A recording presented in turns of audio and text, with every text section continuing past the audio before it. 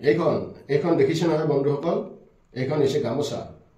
এই গামোচাখন আমাৰ অসমীয়াৰ স্বাভিমান। ইয়াক আমি শিৰত তুলি ল'ব লাগে, এনেকৈ গলত পৰিধান কৰিব লাগে। কিন্তু দেখিছোঁ কোনোবাই এইখনক বৰ অপমান কৰে।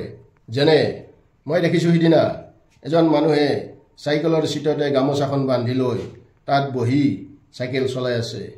কোনোবাই আকৌ দেখিছোঁ কাৰোবাক গাড়ী মুচি আছে, এইখন এনেকৈ মেৰাই লৈ।